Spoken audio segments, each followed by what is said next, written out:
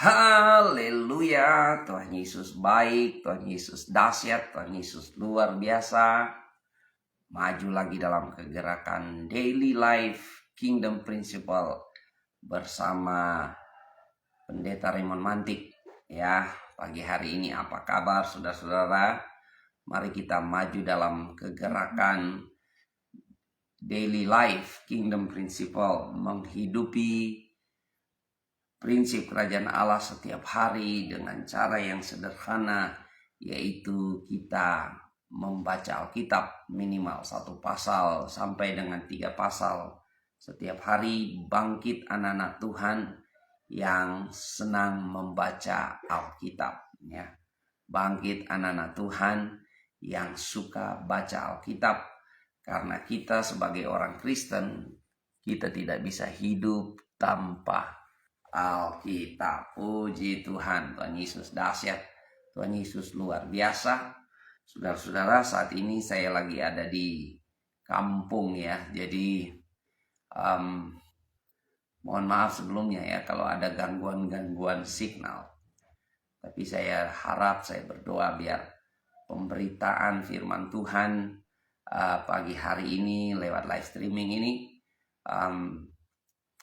tidak ada gangguan, ya.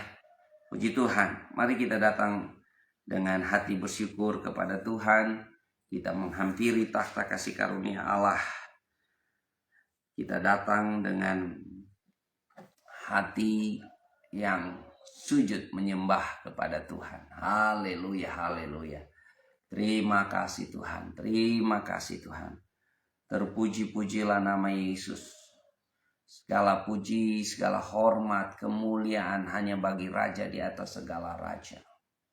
Terima kasih Tuhan. Terpuji-pujilah nama Yesus. Kami naikkan syukur kepadamu ya Tuhan. Kami bersyukur buat hari yang baru, penuh dengan sukacita iman. Hari yang baru, penuh dengan kelimpahan dan rahmat Tuhan. Anugerah baru selalu bagi kami ya Tuhan. Terima kasih buat pertolongan Tuhan. Kami bersyukur buat penyertaan Tuhan yang sempurna ada atas hidup kami. Terima kasih Tuhan, terpuji-pujilah nama Yesus. Terpuji-pujilah nama Yesus. Haleluya, haleluya, haleluya. Saat pagi hari ku datang lagi, menghadap Tuhan dan rendahkan diri, mengucap syukur buat hari yang Kau beri, memuji Tuhan dengan sepenuh hati. Saat pagi hari ku datang lagi, menghadap Tuhan dan rendahkan diri, mengucap syukur buat hari yang Kau beri, memuji Tuhan dengan sepenuh hati. Ku sembah Kau, Allah Maha Kudus. Ku tinggikan Allah Maha Tinggi. Ku serahkan tubuh jiwa rohku dalam pimpinanmu Tuhan. Ku sembah Kau, Allah Maha Kudus. Ku tinggikan Allah Maha Tinggi. Ku serahkan tubuh jiwa rohku dalam pimpinanmu Tuhan. Haleluya Yesus. Terima kasih Tuhan. Kami naikkan pujian syukur kami hanya padamu ya Tuhan. Terima kasih Tuhan Yesus. Terpuji-pujilah nama Yesus. Terpuji-pujilah nama Yesus. Kami bersyukur buat kasih setia Tuhan. Kami bersyukur buat segala kebaikan-Mu ya Tuhan. Terima kasih Tuhan. Terpuji-pujilah nama Yesus Tuhan. Terima kasih Tuhan. Terima kasih Yesus. Kami bersyukur buat kasih setia Tuhan. Terima kasih ku berikan padamu. Terima kasih buat anugerahmu. Terima kasih buat anugerahmu. Terima kasih, oh Yesusku. Terima kasih Tuhan, kami bersyukur hari ini. Besar kasih setia Tuhan. Terima kasih buat anugerahmu. Kami mau memulai hari dengan bertekun dalam pengajaran firman Tuhan. Urapi kami, pakai kami dengan kuat kuasa Roh Kudus. Bukakan rahasia surga kepada kami. Di dalam nama Yesus Tuhan kami berdoa. Amin, amin, amin.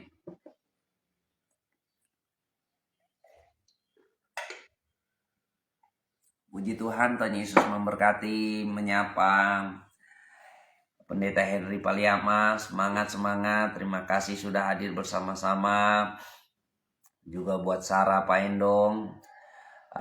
Mari maju ke gerakan baca Alkitab ya. Setiap hari bersama-sama Pendeta Raymond Mantik.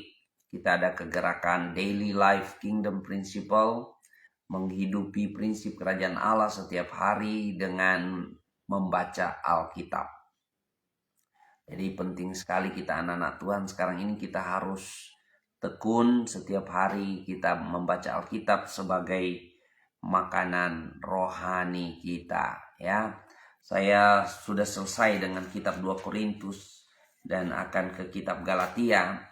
Tapi pagi hari ini saya akan membagikan kebenaran firman Tuhan dari kitab 2 Korintus pasal 12 ya. Saya mau kasih tema duri-duri dalam daging. Ya, jadi setiap orang punya duri-duri dalam daging ya. Puji Tuhan, semangat ya. Pendeta Henry Paliama sudah di Yesaya 46 sampai 50. Wah, sudah mau selesai ya. Sudah mau pindah ke sebelah.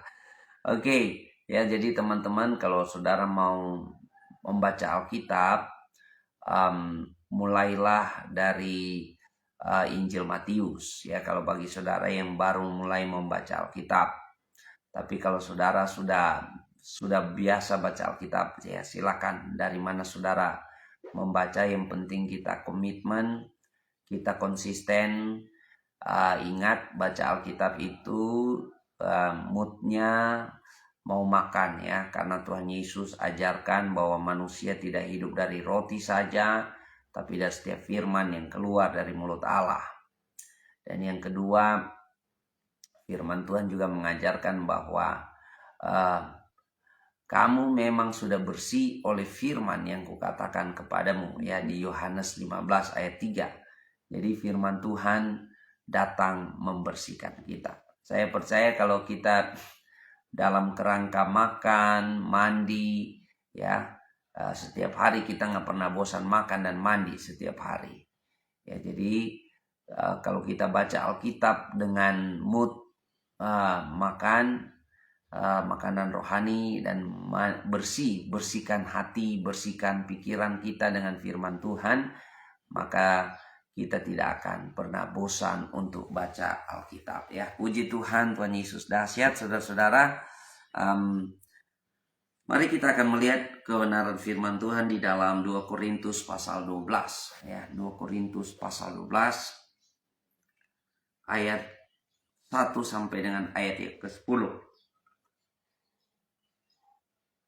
2 Korintus pasal 12 ayat 1 sampai dengan ayat yang ke-10. Firman Tuhan berkata demikian. Ya. Aku harus bermegah sekalipun memang hal itu tidak ada faedahnya. Namun demikian aku hendak memberitakan penglihatan-penglihatan dan penyataan-penyataan yang kuterima dari Tuhan. Aku tahu tentang seorang Kristen 14 tahun yang lampau Entah di dalam tubuh, aku tidak tahu. Entah di luar tubuh, aku tidak tahu. Allah yang mengetahuinya. Orang itu tiba-tiba diangkat ke tingkat yang ketiga dari sorga. Aku juga tahu tentang orang itu, entah di dalam tubuh, entah di luar tubuh, aku tidak tahu. Allah yang mengetahuinya.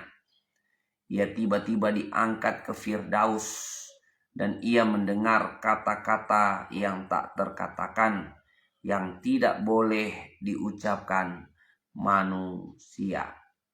Atas orang itu aku hendak bermegah, tetapi atas diriku sendiri aku tidak akan bermegah, selain atas kelemahan-kelemahanku. Sebab sekiranya aku hendak bermegah juga, aku bukan orang bodoh lagi, karena aku mengatakan kebenaran. Tetapi aku menahan diriku supaya jangan ada orang yang menghitungkan kepadaku lebih daripada yang mereka lihat padaku atau yang mereka dengar daripadaku.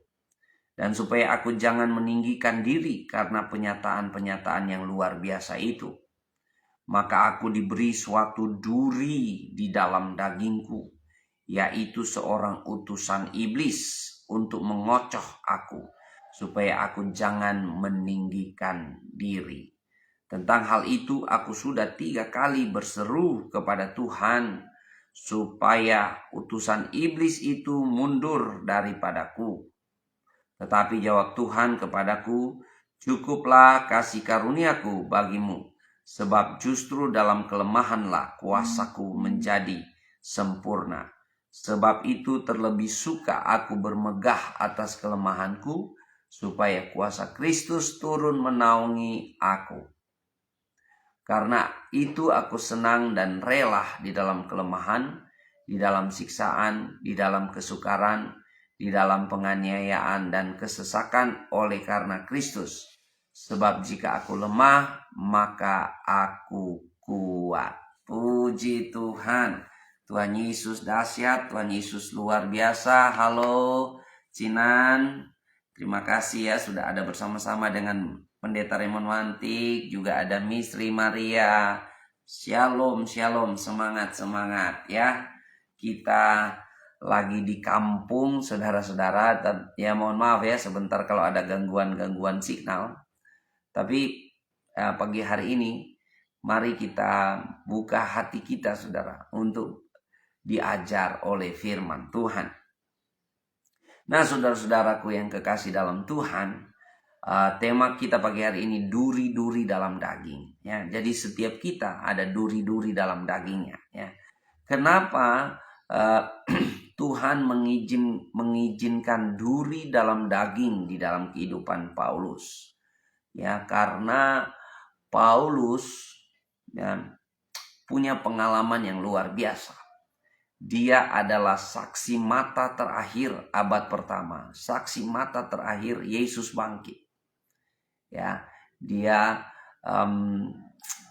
punya pengalaman yang luar biasa. Yang tadinya dia seorang yang anti dengan orang-orang Kristen, dia membunuh orang-orang Kristen di mana-mana, bahkan dia meminta surat tugas untuk membunuh orang Kristen di Damsyik.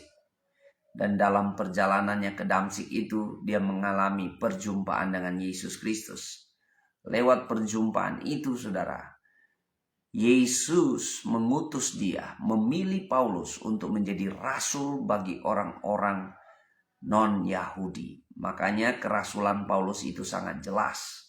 Dan ini kita melihat di pengalaman Rasul Paulus harus menceritakan pengalaman ini. Ya. Sebenarnya dia tidak mau menceritakan. Sebenarnya dia tidak mau bermegah atas pengalaman-pengalaman rohani yang dia alami. Ya, atas statusnya dia ya, karena dia itu seorang Farisi, seorang Yahudi dari keturunan Benyamin, disunat pada hari yang ke-8. Wah, luar biasa lengkap ya statusnya Paulus. Paulus nggak mau bermegah di situ. Nah, kita lihat di sini Paulus diangkat ke surga, saudara ya. Paulus ke surga ya, dia diangkat, saudara ya. Jadi kalau di dalam Alkitab, lapisan-lapisan langit itu atau lapisan-lapisan langit yang kita tahu ada atmosfer ya. Atmosfer itu pun ada beberapa lapisan ya, sampai sekian lapisan menurut ilmu pengetahuan. Baru ada bintang-bintang di langit ya, ada lapisan di mana ada bintang-bintang di langit, dan lalu ada lapisan di mana Allah bertakhta ya. Itulah di mana kita mengalami pengalaman-pengalaman supranatural. Dan Rasul Paulus mengalami pengalaman supranatural ini, saudara. Dia berjumpa langsung dengan Tuhan, ya. Dia mengalami perjumpaan langsung dengan Tuhan, saudara. Nah, kadang-kadang, saudara, ya, kalau kita zaman sekarang ini mengalami pengalaman seperti itu, saudara, saya rasa kita akan menjadi orang yang viral, ya. Orang yang viral, orang yang orang yang pokoknya ramai, orang akan cari tahu siapa kita. Karena apa? Punya pengalaman ke surga. Jadi Rasul Paulus punya pengalaman ke surga. Dia diangkat ke surga dan dia berjumpa dengan Tuhan. Nah, saudara-saudaraku yang kekasih. Tapi dalam keadaan seperti itu, saudara, Tuhan mengizinkan duri di dalam daging. Kenapa ada duri dalam daging di dalam Paulus ya? Nah, kata duri ini kata kiasan ya.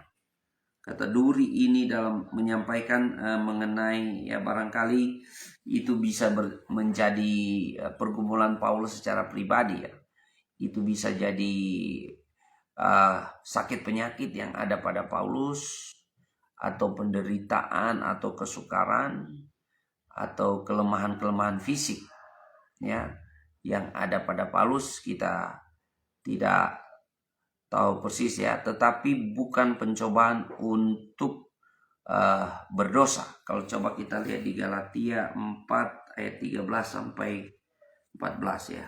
Galatia 4 ayat 13 sampai 14, firman Tuhan katakan begini. Kamu tahu bahwa aku pertama kali telah memberitakan Injil kepadamu oleh karena aku sakit pada tubuhku. Sungguh pun demikian keadaan tubuhku itu yang merupakan pencobaan bagi kamu, namun kamu tidak menganggapnya sebagai suatu yang hina dan yang menjijikkan, tetapi kamu telah menyambut aku sama seperti menyambut seorang malaikat Allah, malahan sama seperti menyambut Kristus Yesus sendiri ya. Jadi Paulus barangkali ya, dia punya pergumulan sakit penyakit yang ada pada dirinya.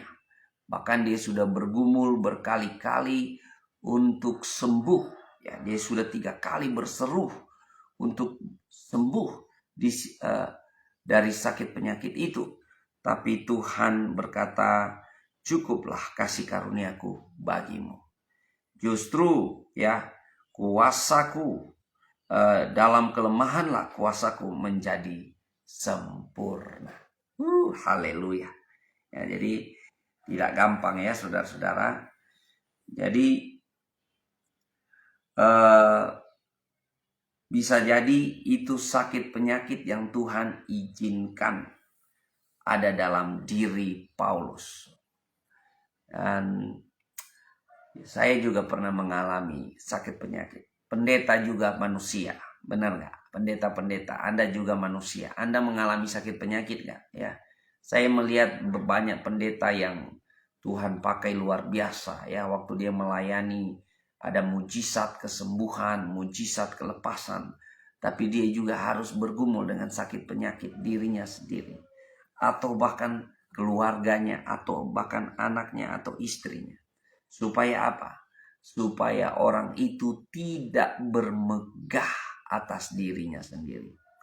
Justru dengan itu ya, firman Tuhan katakan, cukuplah kasih karunia bagi kamu. Ya, kalau kita melihat saudara,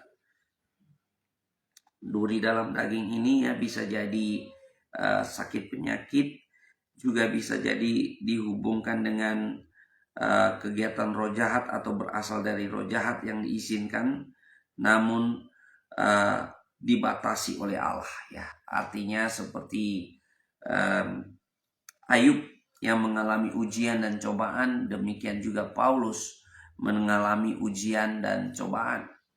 Ya.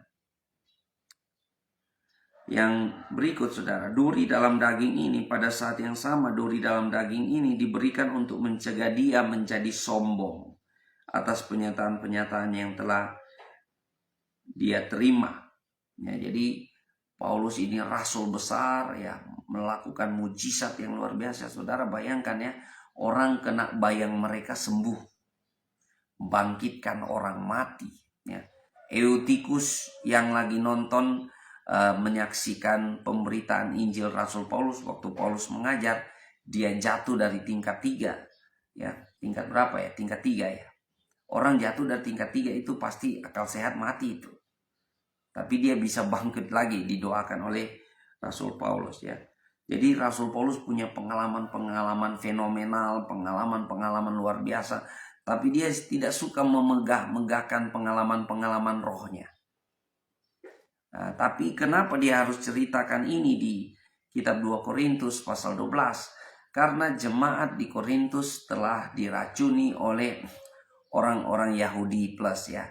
Yahudi bisa jadi mereka adalah orang-orang Kristen, tapi karena mereka punya latar belakang Yahudi, jadi mereka mengajarkan kalau mau menerima Yesus Kristus, mau mengalami keselamatan, harus plus Taurat. Jadi orang Kristen tuh harus sunat, harus ikut upacara-upacara Yahudi dan sebagainya. Ya. Dan mereka menolak kerasulan Paulus. Ya, ini yang diwarisi oleh golongan Ebionit abad pertama ya. Golongan Ebionit abad pertama itu pengajaran-pengajaran sesat dari sekte kekristenan yang menolak keilahian Yesus Kristus, yang mengatakan Yesus itu hanyalah manusia biasa, manusia yang agung, yang menjadi teladan yang terbaik. Itulah ajaran Ebionit, dan orang-orang Ebionit menolak kerasulan Paulus, sehingga mereka meracuni pemikiran-pemikiran orang-orang Korintus. Jadi Paulus diilhamkan oleh Roh Kudus untuk menulis pasal 12 ini. Ya, luar biasa saudara ya. Jadi kita belajar saudara, setiap orang ada duri dalam dagingnya. Ya, setiap orang ada duri dalam dagingnya. Supaya apa? Tidak sombong saudara. Ya, walaupun kita punya pengalaman mujizat, ya saya punya pengalaman mujizat, pengalaman penyertaan Tuhan, pengalaman pelayanan yang luar biasa. Tapi ya anak-anak Tuhan ya tidak boleh sombong. Tuhan izinkan duri-duri dalam daging. Ya barangkali saudara kita semua sudah bergumul dengan sakit penyakit, kita sudah bergumul dengan kelemahan-kelemahan fisik kita atau apapun, tapi masih ada dalam diri kita. Kenapa saudara? Supaya kita tidak sombong saudara. Hidup ini hanyalah kemurahan Tuhan. Amin. Hidup ini hanyalah apa? Kemurahan Tuhan saudara-saudara. Kalau Tuhan masih memberi kita nafas hidup, Tuhan memberi kita limpah berkat, limpah materi, keluarga dan semuanya, itu semua hanya anugerah, hanya bonus. Tidak perlu ada yang dibanggakan di sana. Ya, dimegahkan di sana. Yang perlu kita megahkan adalah Yesus Kristus itu sendiri. Ya, sama seperti Rasul Paulus, dia tidak mau bermegah walaupun dia udah diangkat ke surga. Ya, dia diangkat ke surga saudara ya. Di sini ya.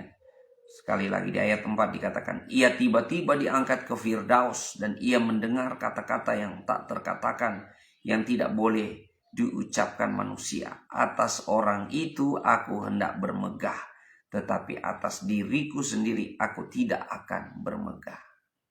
Luar biasa saudara-saudara ya. Kadang-kadang kita sering boasting ya, boasting pencapaian kita, boasting ini itu kita ya, wajar saja secara manusia. Tapi kita harus waspada dengan motivasi di hati kita. Jangan sampai kita menceritakan itu untuk menyombongkan diri. Hidup ini adalah anugerah daripada Tuhan. Ya, jadi kenapa Rasul Paulus, Tuhan harus izinkan duri dalam daging?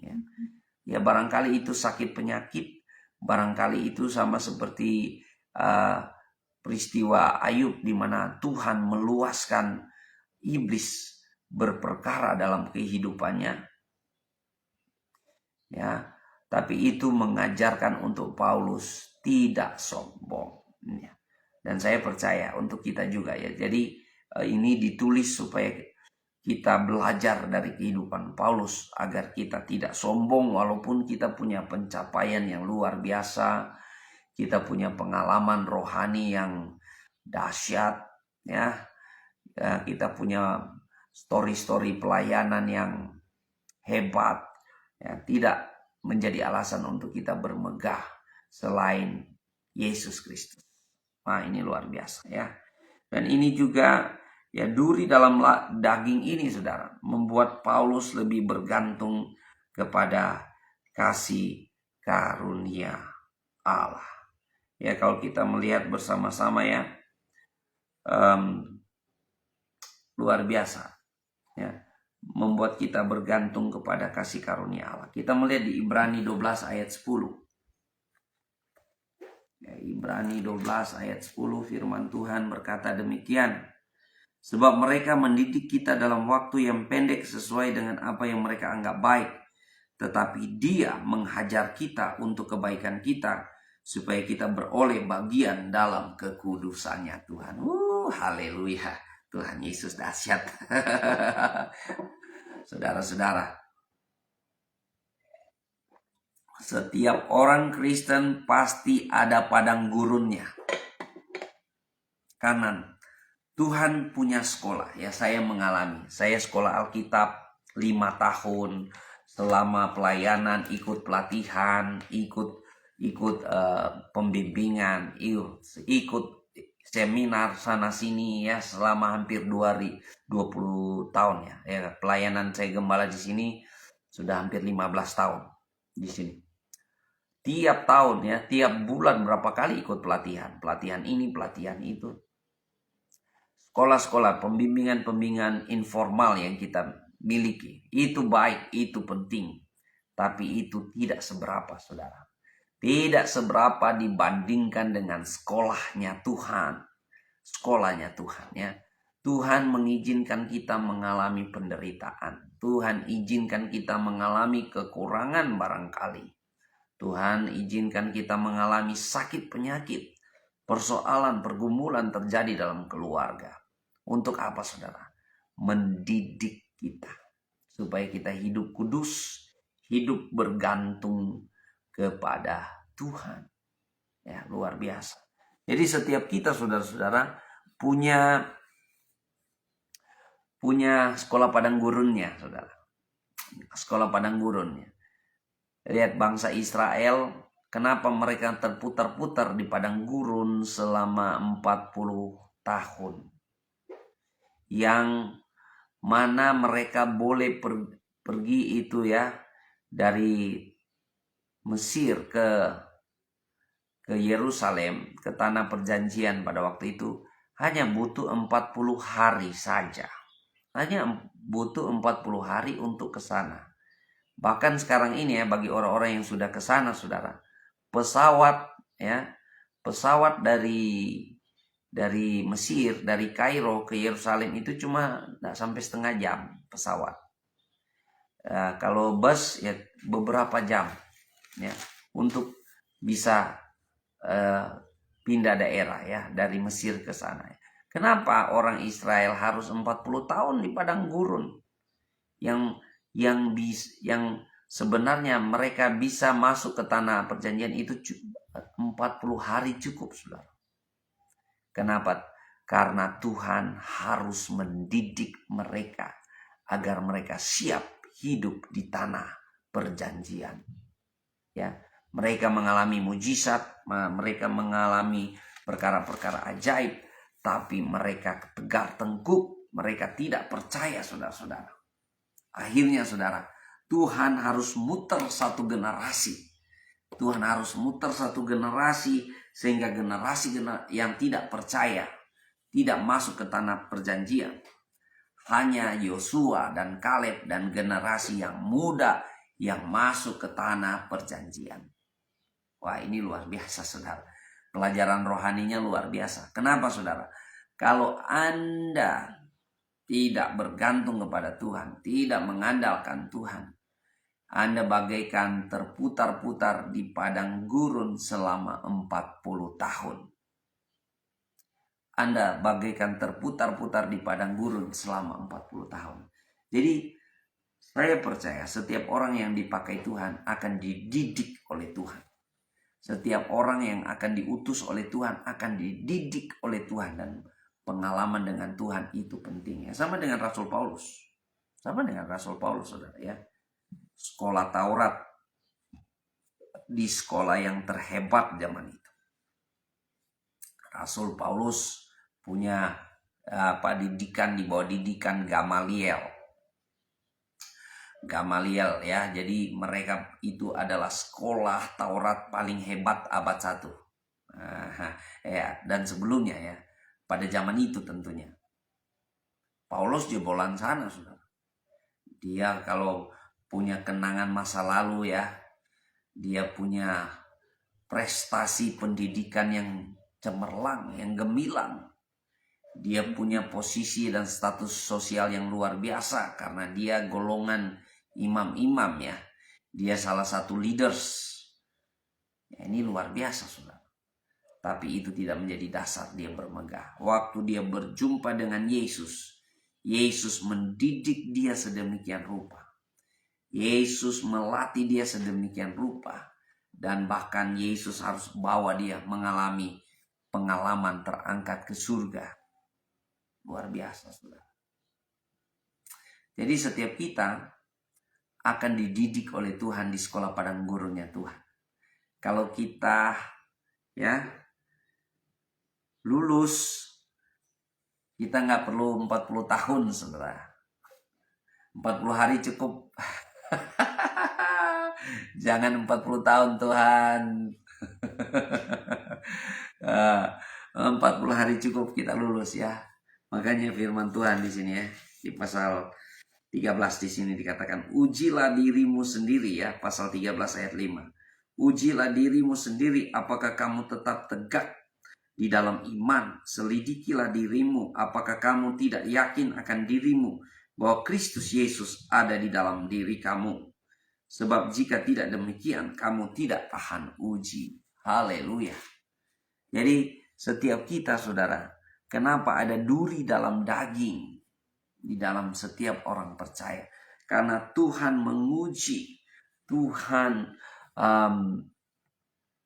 ingin membentuk kita supaya kita siap hidup sebagai warga kerajaan Allah.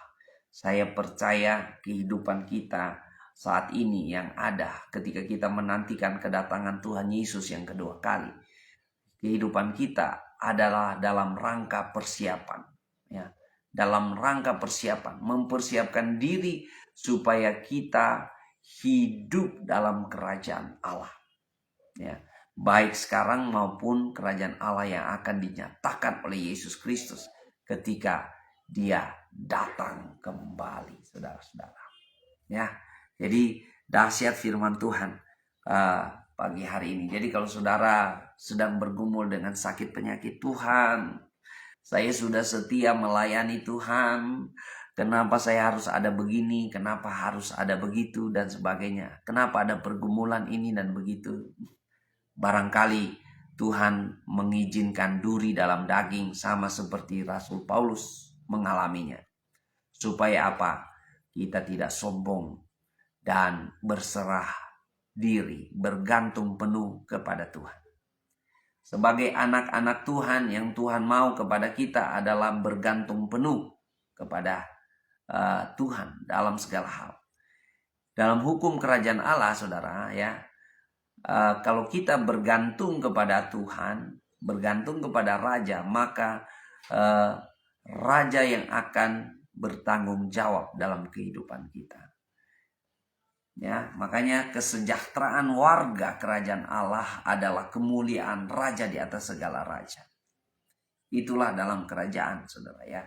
Kalau kita independensi, saudara, kita belajar merdeka, mau berdiri sendiri, berarti semuanya kita harus support sendiri, saudara. Itu dalam kerajaan, saudara. Nah, jadi saudara-saudara, kenapa ada duri-duri dalam daging? Supaya orang tidak sombong, supaya orang bergantung kepada Tuhan, ya. Makanya firman Tuhan katakan sekali lagi di sini ya, di ayat 9, tetapi jawab Tuhan kepadaku, cukuplah kasih karuniaku bagimu, sebab justru dalam kelemahanlah kuasaku menjadi sempurna. Sebab itu terlebih suka aku bermegah atas kelemahanku, supaya kuasa Kristus turun menaungi aku. Amin. Ya, kita bermegah di dalam Kristus. Jadi Anda bersyukur ya kalau Anda dikasih kemurahan Tuhan, sehat, ganteng, cantik, apalagi dikasih keluarga, usaha, anak-anak, cucu bahkan. Itu kemurahan Tuhan, saudara. Tidak ada yang kita dapat megahkan di dunia ini. Pencapaian-pencapaian kita, pendidikan kita, S1, S2, S3, S-tontong. Ya, apalagi yang kita memegahkan, usaha kita, pendapatan kita, apapun, saudara. Tidak ada yang dapat kita megahkan di dunia ini. Kalau kita anak-anak Tuhan, yang kita dapat megahkan Yesus Kristus Tuhan. Selesai, saudara. Ya, saya senang ketemu orang-orang yang berhasil luar biasa, saudara. Hamba-hamba Tuhan yang berhasil luar biasa, pengusaha-pengusaha yang berhasil luar biasa, saudara. Tapi ya, mereka mengandalkan Tuhan dalam segala hal. Ya. Kemarin saya baru nonton konten dari Deddy Corbuzier ya. Dia mewawancarai seorang muda, masih muda tapi sudah masuk dalam kelompok crazy rich ya, orang-orang crazy rich. Sekarang ini ada istilahnya crazy rich, orang yang kayanya minta ampun. Jadi mereka sangat kaya dengan usaha, pendapatan mereka luar biasa, saudara ya. Mereka barangkali tidur tapi keuangan mereka luar biasa. Dan Deddy Corbuzier tanya kepada dia ya, saya lupa namanya, apa yang menjadi tips-tips untuk disampaikan kepada pendengarnya Deddy Corbuzier ya, kaula muda atau orang-orang yang mendengar, bagaimana supaya menjadi kaya. Wah, ini saya kaget waktu nonton, karena ini di roomnya Deddy Corbuzier ya. Lalu dia bilang, pertama-tama andalkan Tuhan Yesus Kristus. Karena cuma Tuhan Yesus Kristus yang menjadikan kaya. Wow, saudara. Orang crazy rich, saudara. Orang-orang yang sangat kaya berlimpah, saudara. Masih muda. Wah, luar biasa ya. Jadi hidup ini hanyalah kemurahan Tuhan. Makanya yang Tuhan mau kita mengandalkan Tuhan, saudara-saudara. Ya. Kalau di sini firman Tuhan katakan, cukuplah kasih karuniaku bagi kamu. Artinya kasih karunia adalah kehadiran, kemurahan, dan kuasa Allah. Ketika kita mengalami kehadiran, kemurahan ya, dan kuasa Allah, itu cukup bagi kita. Ya, semakin hari, semakin umur bertambah, kita nafas hidup, kita sehat saja, kita sudah bersyukur. Benar gak ya? Kita sehat saja sudah bersyukur, karena pergumulan orang tua, saudara, itu sakit, saudara. Yang lain-lain sudah gak pikir lagi. Sehat sudah bersyukur. Ada pekerjaan, ada pelayanan, apalagi kita tambah bersyukur. Apalagi tambah penghasilan. Wow, dahsyat ya. Nah, jadi ini merupakan suatu daya, suatu kekuatan surgawi yang dikaruniakan kepada mereka yang berseru kepada Allah. Jadi orang-orang yang selalu berseru kepada Allah, orang-orang yang menggantungkan diri penuh kepada Allah, menerima kasih karunia daripada Tuhan. Ya. Orang-orang yang menerima kasih karunia daripada Tuhan. Wow, luar biasa saudara-saudara ya. Kalau kita melihat di sini saudara-saudara, kasih karunia ini akan berdiam dalam diri orang percaya yang setia, yang mengalami kelemahan dan kesukaran demi Injil, ya, demi pemberitaan Injil, demi pengabdian. Kalau kita melihat di dalam Filipi 4 ayat 13, ini Rasul Paulus punya tulisannya, ungkapan di Filipi 4 ayat 13, firman Tuhan katakannya, segala perkara dapat kutanggung di dalam Dia yang memberi kekuatan kepadaku. Luar biasa ya. Ini konteksnya adalah jemaat di Filipi membawa persembahan keuangan kepada Paulus. Dan Paulus membawa persembahan ini bukan untuk dirinya, tapi untuk jemaat-jemaat, ya, jemaat di Yerusalem yang kekurangan. Dan Paulus mengatakan kepada mereka, segala perkara dapat kutanggung di dalam Dia. Jadi Paulus sudah mengalami apa yang namanya hidup mewah, hidup kemegahan berlimpah, tapi juga hidup masuk penjara, keluar penjara, hidup mengalami penderitaan dan kesusahan sudah dialami oleh Rasul Paulus. Jadi luar biasa saudara-saudara. Jadi kalau kita mengalami ujian dalam hidup kita, mengalami cobaan dalam hidup kita, barangkali itu duri-duri dalam daging agar kita tidak sombong, agar kita bergantung kepada Tuhan, dan agar kita saudara-saudara, menikmati kasih karunia Tuhan. Semuanya hanyalah anugerah Tuhan. Yang percaya katakan amin, ya. Kalau kita melihat saudara-saudara, ada beberapa hal penting dalam hidup dalam kasih karunia Tuhan, ya. Semakin besar kelemahan dan pencobaan kita karena Kristus, semakin besar kasih karunia yang akan diberikan Allah untuk melaksanakan kehendak-Nya.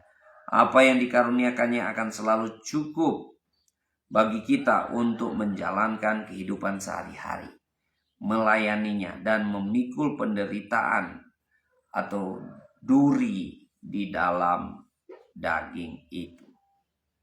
Ya, kalau kita melihat di 1 Korintus 10 ayat 13, cobaan-cobaan yang kamu alami adalah cobaan-cobaan biasa. Allah setia. Dia akan menolong kita pada waktunya, ya. Selama kita dekat dengan Tuhan, kita mengandalkan Tuhan, selalu ada penghiburan, selalu ada kekuatan yang daripada Tuhan. Dan kita, yang kedua, kita harus bangga dan melihat nilai kekal dalam kelemahan kita. Karena dengan demikian, kuasa Kristus ada bersama kita dan diam dalam diri kita ketika kita menempuh hidup untuk menuju rumah surgawi kita. Wow, luar biasa saudara-saudara. Jadi kalau kita saat ini ada duri-duri dalam daging, saya tidak tahu apa itu dalam dirimu. Entahkah Anda bergumul secara keuangan, entahkah Anda bergumul dengan sakit penyakit, bahkan sebagai hamba Tuhan, sebagai pelayan Tuhan. Barangkali Tuhan mengajarkan kita untuk rendah hati, tidak sombong, andalkan Tuhan, bergantung saja kepada Tuhan dalam segala hal kehidupan kita. Dengan demikian kita mengalami kasih karunia Tuhan, kita mengalami pertolongan Tuhan yang luar biasa. Amin, anak-anak Tuhan. Haleluya, terima kasih Tuhan. Kami bersyukur hari ini kami anak-anak-Mu sudah memulai hari dengan bertekun dalam pengajaran firman Tuhan. Kami mau maju dalam kegerakan Daily Life Kingdom Principle, menghidupi prinsip kerajaan Allah setiap hari, mulai dengan cara kami baca Alkitab minimal 1 pasal sampai dengan 3 pasal, supaya kami dapat mempraktekkan, dapat menghidupi kebenaran firman Tuhan dalam setiap kehidupan kami. Urapi setiap kami ya Tuhan. Kami bersyukur apa yang Tuhan acarakan dalam hidup kami. Kami percaya kedaulatan Tuhan dalam kehidupan kami, rencana Tuhan, rancangan Tuhan dalam kehidupan kami baik adanya. Terima kasih Tuhan, kami siap menjalani hari ini. Kami percaya kasih karunia Tuhan berlimpah atas kami, pertolongan Tuhan berlimpah atas kami. Terima kasih Tuhan, Engkau memberkati setiap kami. Terpuji-pujilah nama Yesus. Kami bersyukur buat kebenaran firman Tuhan yang sudah mengajarkan kami untuk memahami, untuk merefleksikan diri, untuk merenungkan setiap keadaan situasi yang kami alami sebagai anak-anak Tuhan. Itu kerangka kasih karunia Tuhan dicurahkan kepada kami. Terpujilah nama Yesus Tuhan kami. Dalam nama Yesus kami berserah. Dan kami mau berdoa buat setiap anak-anak Tuhan saat ini yang sedang bergumul dengan sakit penyakit, dengan bergumul dengan kelemahan fisik, kelemahan tubuh.